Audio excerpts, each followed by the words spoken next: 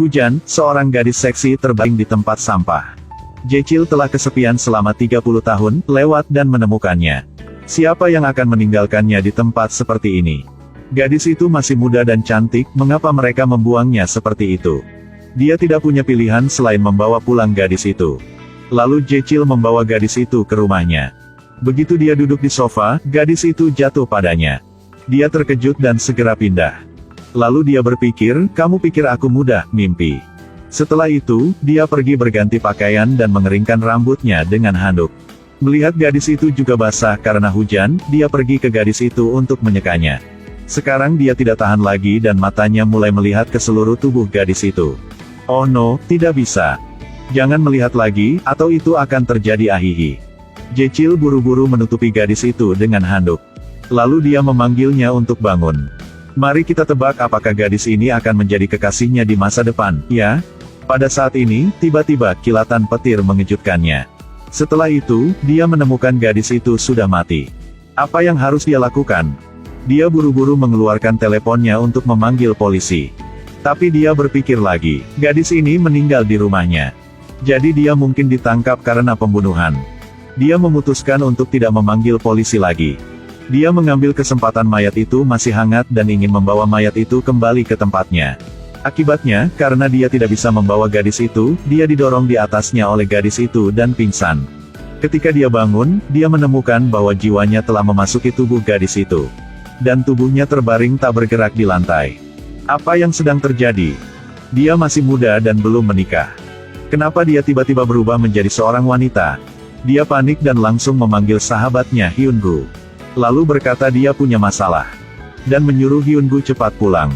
Hyungu berpikir itu serius, jadi dia meminta maaf kepada gadis yang sekamar dengannya dan pergi. Ketika dia pulang, dia melihat Jechil terbaring di lantai dan bergegas untuk mengguncang dan menggoyang Jechil. Ada apa dengan kamu? Kamu masih muda dan belum menikah. Jangan mati, cepat bangun. Lalu dia berbalik untuk bertanya pada gadis itu. Apakah kamu menyakitinya? Jechil kemudian menamparnya dan berkata, kamu diam dan biarkan aku bicara. Dengar, aku sahabatmu. Aku tidak tahu mengapa aku tiba-tiba memasuki gadis ini. Hyungu tentu saja tidak percaya mitos ini.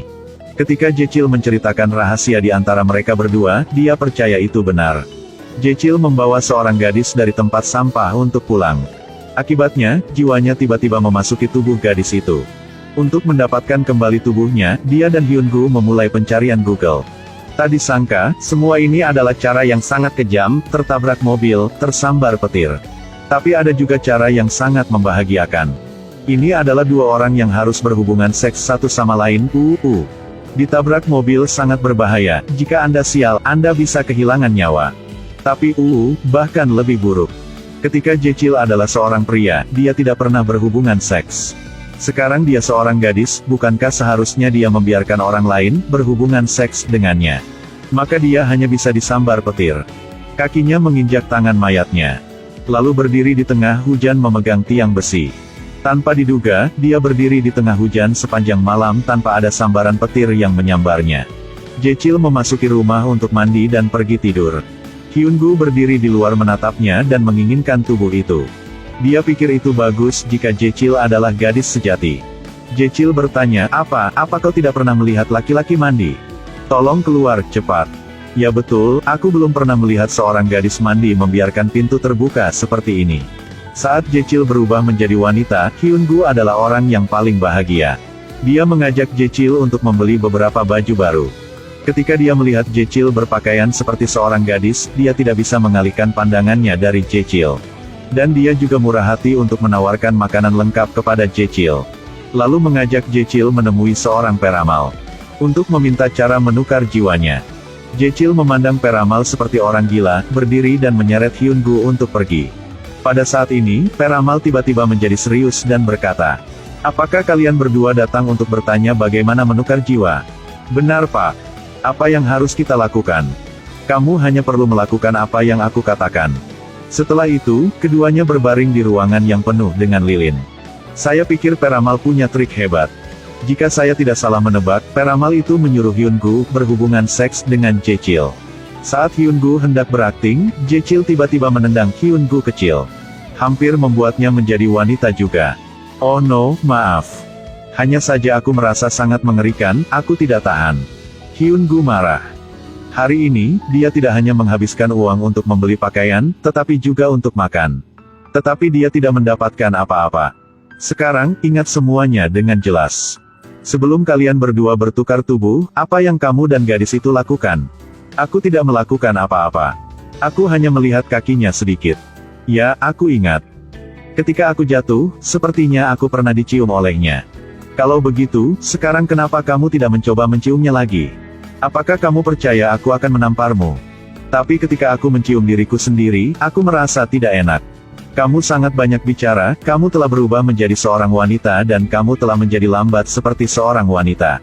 Tidak ada cara lain, Jechil menahan napas dan mencium mayatnya. Lalu, dia langsung pingsan. Siapa sangka ketika dia bangun, jiwanya benar-benar kembali. Mereka berdua saling berpelukan dengan gembira. Jechil senang karena dia kembali ke dirinya sendiri. Dan Hyun-gu senang karena akhirnya dia tidak harus menderita pelecehan psikologis lagi. Tapi malam berikutnya, Jechil pulang dengan depresi lagi. Hyun-gu bertanya ada apa? Apakah kamu tidak percaya diri ketika kamu seorang pria? Sebenarnya, hari ini Jechil berjalan-jalan di taman bersama Soo-hyun, rekan kerja wanita yang diam-diam dia cintai sejak lama. Mereka berteman sejak SMA. Pada saat itu, dia sudah menyukai Soo-hyun. Tetapi karena kepribadiannya yang pemalu, dia masih belum mengaku pada Soo-hyun. Pada saat ini, dia tiba-tiba menemukan cara. Teman, bolehkah aku meminjam tubuhmu? Apa yang ingin kamu lakukan? Kamu dulunya cowok paling hot di sekolah, kan? Aku ingin meminjam tubuhmu untuk menggoda Soo-hyun. Meskipun Hyun-gu ingin menolaknya. Tapi memikirkan urusan besar masa depan Jochel, dia akhirnya setuju. Jechil mengambil seorang gadis koma dari tempat sampah. Kemudian, dia secara tidak sengaja menemukan bahwa hanya dengan mencium gadis itu akan dapat memasukkan jiwanya ke dalam gadis itu.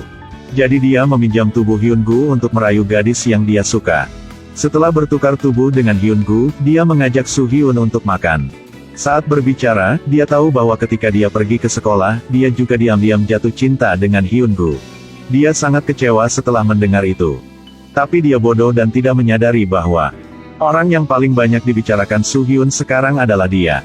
Dan Hyun-gu di perusahaan juga sengaja tidak peduli padanya. Dia melakukannya untuk memberi Jechil kesempatan.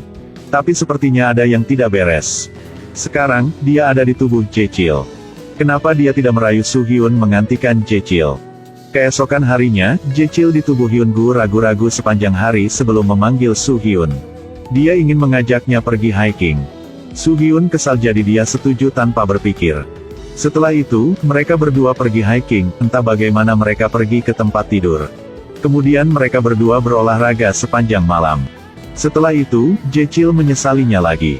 Dia merasa seperti kehilangan kepolosannya. Dia pulang dan mengubah tubuhnya kembali menjadi Hyun-gu. Hyun-gu bertanya ada apa? Kamu tidak menggunakan tubuhku untuk menggoda gadis lagi? Tidak tahu. Kau menikmati semuanya. Jechil berkata lupakan. Bahkan jika aku berubah menjadi dirimu, Soo-hyun tidak akan menyukaiku. Hyun-gu berkata tidak. Dia masih peduli padamu beberapa hari yang lalu. Dia bertanya bagaimana kabarmu, bisakah dia dan kamu kembali seperti dulu? Pikirkan, jika seorang gadis tidak menyukaimu, maka kamu menghilang dan mereka tidak akan peduli, apakah kamu mengerti? Jechil berpikir, oh ya, itu masuk akal. Kenapa kau tidak mengatakan ini lebih awal? Tetapi sekarang setelah kamu mengatakannya, itu tidak masuk akal. Tunggu sebentar. Aku akan kembali. Setelah mengatakan itu, Jechil berlari sampai ke rumah Soo-hyun. Lalu dia dengan berani mengaku padanya. Ini membuat Soo-hyun merasa sangat canggung. Karena dia tidur dengan Hyun-gu di pagi hari, Jechil datang untuk mengaku padanya di malam hari. Dia tahu apa yang harus dilakukan. Dia menolak Jechil dan langsung masuk ke rumah. Tapi Jechil masih di pintu mengungkapkan cintanya. Membuatnya bersembunyi di balik pintu sangat menyentuh. Mengapa kamu tidak mengakui cintamu lebih awal untuk membuatnya merasa canggung sekarang? Mengalami ini, Jechil menyadari kepengecutannya. Dia memutuskan untuk menyelesaikan dengan gadis itu dan mulai dari awal. Dia meninggalkan gadis itu di terminal bus. Lalu dia berbalik dan pergi. Pada saat ini, seorang wanita tua lewat untuk duduk dan beristirahat sebentar. Gadis, jangan tidur di sini, kamu bisa masuk angin dengan mudah. Tanpa diduga, wanita tua itu hanya mendorong sedikit dan gadis itu jatuh. Ketika wanita tua itu duduk, dia berubah menjadi gadis itu. Dia menyentuh seluruh tubuhnya dan menemukan bahwa punggungnya tidak sakit lagi. Kram kakinya juga hilang. Ini sangat bagus. Lalu dia pergi ke jalan untuk melakukan pose seksi. Melambaikan tangannya untuk memanggil motor itu untuk berhenti dan keluar dari kota. Film ini ingin memberitahu kami bahwa jika Anda menyukai seseorang, katakan sejak awal. Dan miliki keberanian untuk menghadapinya. Meskipun hasilnya tidak seperti yang diharapkan, tetapi Anda telah mencoba melakukannya. Lebih baik membuat kesalahan dan penyesalan, daripada menyesal dan kehilangan.